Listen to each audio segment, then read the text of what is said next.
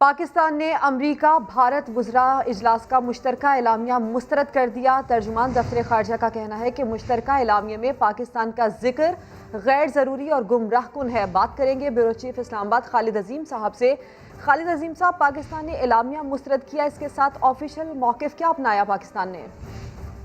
देखिए जी, पाकिस्तान ने इस इल्ज़ाम को मुस्तरद किया है कि पाकिस्तान किसी किस्म की दहशतगर्दी में मुलव्वस है। हालांकि अमेरिका की क़यादत बारहा इस बात को तस्लीम कर चुकी है कि पाकिस्तान को दहशतगर्दों के हाथों बड़े मसाइल झेलना पड़े हैं और पाकिस्तान को उनका मुकाबला करना पड़ा है। लेकिन ये हैरत अंगेज मौक़िफ़ है।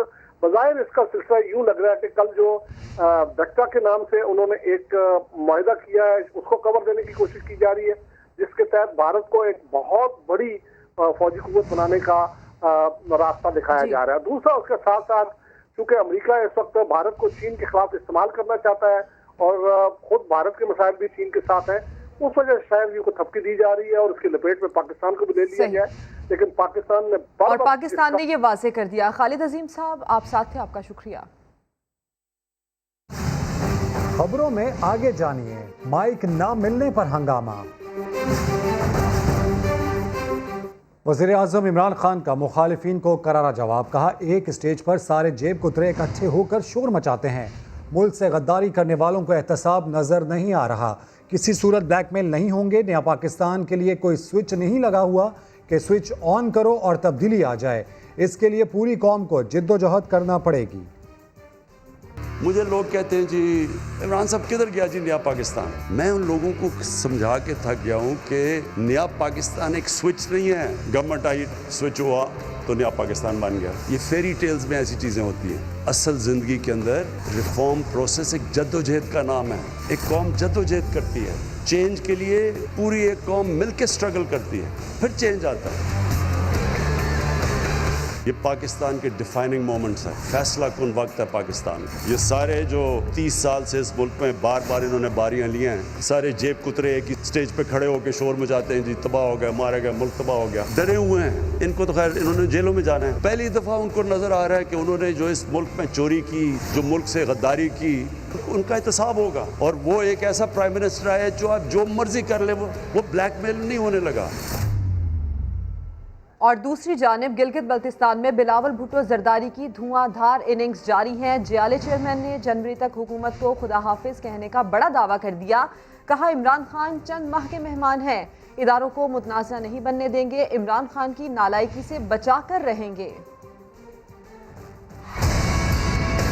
अब लिख लो, गारंटी ले लो, जनवरी में हम इमरान को सिलेक्टेड को खुदाफिज कह रहे हैं, खुदाफिज। पहले गिलगित बल्तिस्तान में पाकिस्तान पीपल्स पार्टी के हुकूमत बनाएंगे, फिर वो जो चंद महीनों के मेहमान हैं वो भी घर चले जाएंगे, वो बाद में भी आपका हुकूमत होगा। आपने देखा कराची में क्या हुआ, हमारा सिंध पुलिस के साथ क्या करने की कोशिश कर रहा था। हमारा सिंध पुलिस को टाइगर फोर्स बनाना चाह रहा था। सल्यूट करता हूँ सिंध पुलिस को जो इमरान का टाइगर फोर्स नहीं बने।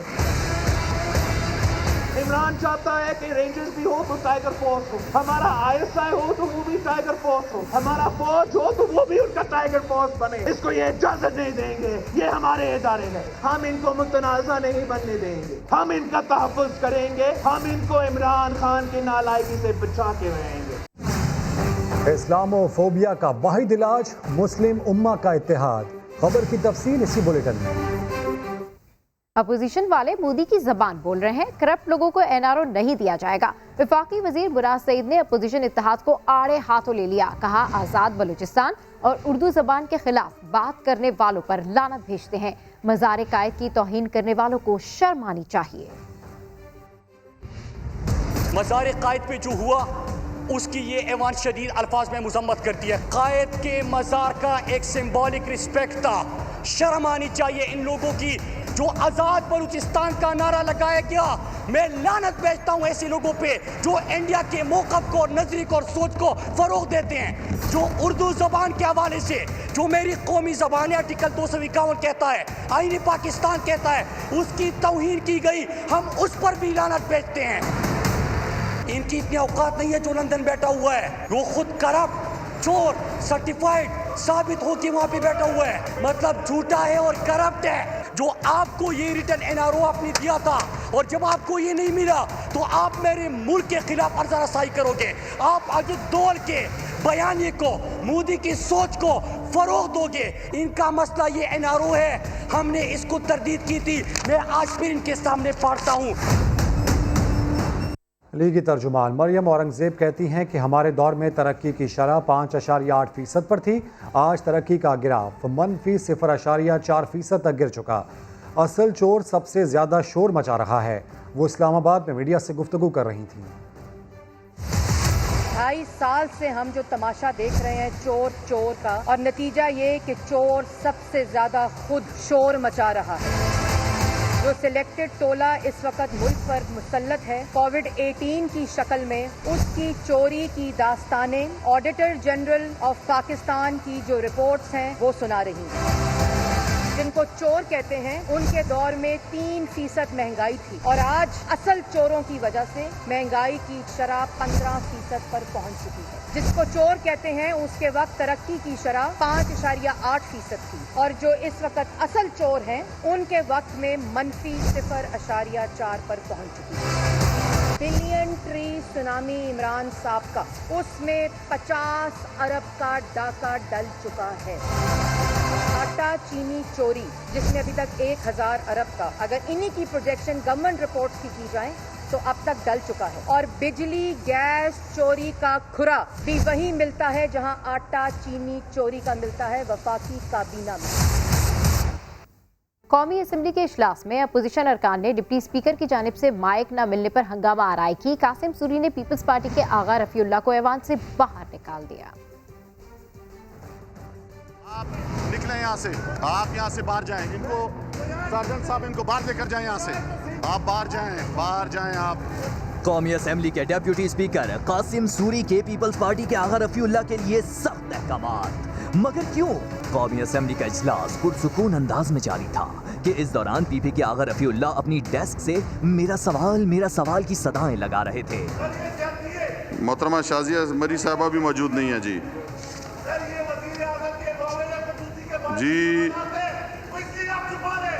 वो टैक्स गोशवारी जमा ना करने वाले मुशीर और मुआविन खुसूसी के नाम जानना चाहते थे।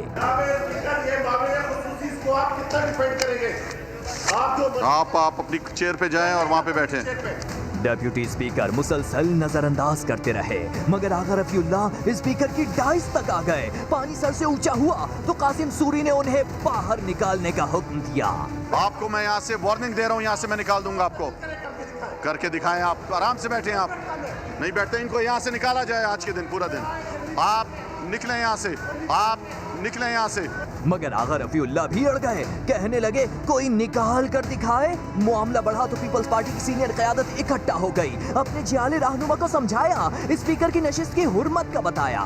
राजा परवेज अशरफ ने स्पीकर से मुआफी मांगते हुए रूलिंग वापस लेने की गुजारिश की। जो कुछ भी हुआ है इस पर मुझे अफसोस है, ऐसे नहीं होना चाहिए हाउस में।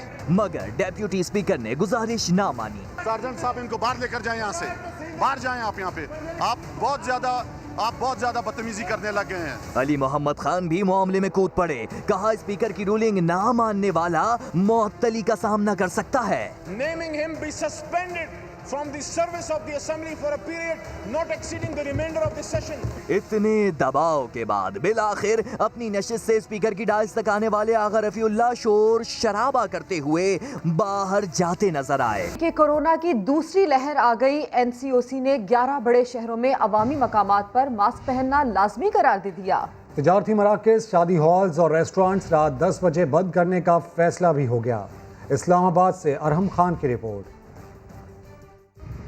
कोरोना की दूसरी लहर ने 11 बड़े शहरों को अपनी लपेट में ले लिया। इन शहरों के हवाले से national command and operation centre का अहम फैसला, घरों से निकलते वक्त मास्क पहनना लाजिम करार। सरकारी और निजी दफातर, अवामी और रश वाले मकामात पर शहरियों को फेस मास्क पहनना होगा।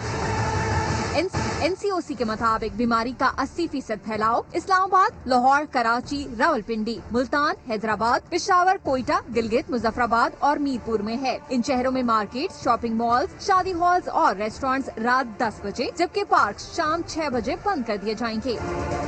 अस्पतालों, क्लिनिक्स और मेडिकल स्टोर्स पर पाबंदी का इतलाक नहीं होगा। जिला इंतजामिया को SOPs पर अमल दरामद यकीनी बनाने की हिदायत कर दी गई। डिप्टी कमिश्नर इस्लामाबाद ने पब्लिक मकामात में मास्क के बगैर दाखिले पर 2 माह के लिए पाबंदी आयद कर दी है। खिलाफ वर्जी करने वालों के खिलाफ कानूनी कार्रवाई की जाएगी।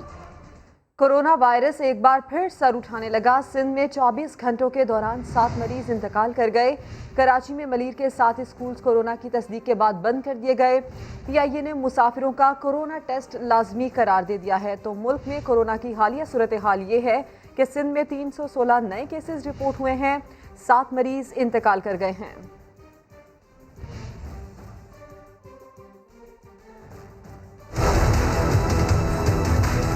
पाकिस्तान में कोरोना की दूसरी लहर सर उठा रही है। अगस्त के आखिर में यौमिया नए मुतासरीन की तादाद 300 तक पहुंच गई थी। 29 अगस्त को 264, 30 अगस्त को 213 और 31 अगस्त को 300 केसेस रिपोर्ट हुए थे। सितंबर के महीने की बात करें जिसमें औसतन 450 से 500 केसेस यौमिया रिकॉर्ड हो रहे थे, मगर अक्टूबर में मरीजों की तादाद बतदरीज बढ़ती जा रही है। 21 अक्टूबर को मुल्क में 736 अफराद में वायरस की तशखीस हुई, जबकि 22 अक्टूबर को भी इतने ही अफराद इस वबा का शिकार पाए गए हैं। 23 अक्टूबर को 847, 24 अक्टूबर को 832 और 25 अक्टूबर को 707 नए मरीज सामने आए। 26 अक्टूबर को 773, जबकि 27 अक्टूबर को 825 अफराद में कोरोना का टेस्ट मुस्बत आया। नए मरीजों के साथ साथ यौमिया अमवात की तादाद में भी इजाफा देखने में आ रहा है। वज़ीर-ए-आज़म इमरान खान मुसलमानों के सफ़ीर बन गए। गुस्ताखाना खाकों की अशात के मामले पर मुस्लिम ममालिक के सरबराहान को ख़त लिख दिया। इस्लामाबाद से अब्बास शब्बीर की रिपोर्ट। लीगी रहनुमा ऑरेंज लाइन मेट्रो ट्रेन के सफ़र पर निकल पड़े। उस्मा बुखारी ने सब्सिडी ना देने पर हुकूमत को खरी खरी सुना दी। लाहौर से आरिफ मलिक की रिपोर्ट। लीगी रहनुमाओं ने अनारकली स्टेशन से टिकट खरीद कर मेट्रो ट्रेन पर सफर का आगाज किया। उस्मा बुखारी ने हुकूमत को खरी खरी सुना दी। हुकूमत की हठधर्मी पर और संगदिली पर अफसोस है कि अमीरों को सब्सिडी दे सकते हो, चीनी माफिया को पाल सकते हो, पेट्रोल माफिया को पाल सकते हो, अद्वियात माफिया को पाल सकते हो, लेकिन गरीब आदमी को सब्सिडी देते हो इनको तकलीफ होती है। अता तारन ने सवाल किया कि शहबाज गिल बताएं BRT के 120 अरब रुपए के खड्डे किसके पैसों से खोदे गए। इन्होंने 2 साल में किया क्या है सिवाय रोने के कि जी पिछले कर गए आके देखो तो सही पिछले ये करके गए हैं। लीगी रहनुमाओं का कहना था कि मेट्रो ट्रेन चलाने पर अवाम उस्मान बुज़दार का नहीं बल्कि चीन और शहबाज शरीफ का शुक्रिया अदा कर रहे हैं। आरिफ मलिक, समा, लाहौर। नहीं है तेरा कम कराची सर्कुलर रेलवे की बहाली का काम सुस्त रवि का शिकार है। जिला वस्ती और शर्की में मुख्तलिफ स्टेशन पर जंगली पौधे उग चुके हैं। पटरियों पर कचरे के ढेर हैं। देखिए खुर्शीद आलम की रिपोर्ट में। रेल की बहाली कौम की खुशहाली, मगर कराची वालों की बदनसीबी देखिए कि रेलवे वाले अपना ही स्लोगन भूल गए। लोकल ट्रेन की बहाली का काम सुस्त रवि का शिकार है। जिला वस्ती और शर्की में मुख्तलिफ स्टेशन पर जंगली पौधे उग चुके हैं। बाकायदगी से कचरा भी डाला जाता है। ये झाड़ियाँ तो काफ़ी अरसे से, जहाँ ट्रेन नहीं चली तो जाहिर है 2004 से बंद है तो झाड़ियाँ उगी जाती हैं। यहाँ ये कचरा ये मुख्तलिफ लोग आके बल्दिया के ट्रक वगैरह जो ये ट्रेली वाले आते हैं, ट्राली वाले डालते थे। ये सिर्फ बातें हो रही हैं, अभी तक यहाँ पर कोई सफाई नहीं हो रही। वैसा का वैसा ही जैसा पहले था 2 साल पहले, उसी तरह का हाल है। जिला वस्ती और शर्की में रेलवे की 12 एकड़ जमीन पर तजावुजात तो खत्म की जा चुकी हैं, मगर रेलवे लाइनों की बहाली और स्टेशन की मरम्मत के बारे में रेलवे हुक्काम को सुप्रीम कोर्ट में जवाब जरूर देना होगा। कैमरामैन इमरान शाहिद के साथ खुर्शीद आलम, समा, कराची। बात नहीं की। टेस्ट टीम के कप्तान अजहर अली ने कप्तानी से हटाए जाने से लाइलमी का इजहार कर दिया। और 7 साल बाद कौमी विमेन फुटबॉल टीम का तरबियती कैंप शुरू हो गया। लाहौर से देखिए सैयद अली हाशमी की रिपोर्ट। कौमी फुटबॉल टीम का तरबियती camp Punjab football stadium Lahore में जारी। 7 साल बाद लगने वाले कैंप में 29 खिलाड़ी कोच डैनियल लेमोन्स की जेरे निगरानी 2 सेशन में तरबियत हासिल कर रही हैं। चैम्पियनशिप्स अप्रैल से स्टार्ट हो रही हैं, अंडर 16 अंडर 19 सीनियर टीम की सारी। सो आई फील लाइक कैंप्स हमारे लगते रहेंगे अब। इट इज़ लिटिल डिफरेंट क्योंकि इनकी tactics as compared to coaches जो हमें प्रीवियसली मिले बहुत डिफरेंट हैं। हर चीज़ को चेक एंड बैलेंस रखा जाता है विच इज़ रियली अमेजिंग। मावन कोच कविता जमशेद का कहना है कि तवील अरसे के बाद होने वाले कैंप से खिलाड़ियों की महारत में इजाफा होगा और खेल में निखार आएगा। जो टेक्निक्स है वो उनको पॉलिश किया जा रहा है, बेसिकली उनकी सब स्किल्स और जो टेक्निक सारी है वो उनको पॉलिश करके उनको सबको सामने लाया जा रहा है। वुमेन टीम का तरबियती कैंप 1 नवंबर को इख्तिताम पजीर होगा। अब आपको बताते हैं, रावलपिंडी में रंगों की बहार, उरूसी मलबूसात ज़ेब-ए-तन किए खूबसूरत मॉडल्स ने रैंप पर खूब जलवे बिखेरे। रिपोर्ट कर रही हैं आरम खान। किसी भी खबर के लिए विजिट कीजिए हमारी वेबसाइट sama.tv। इसके अलावा आप हमें फेसबुक और ट्विटर पर भी ज्वाइन कर सकते हैं। एक ब्रेक के बाद होंगी हेडलाइंस, देखते रहिए समा।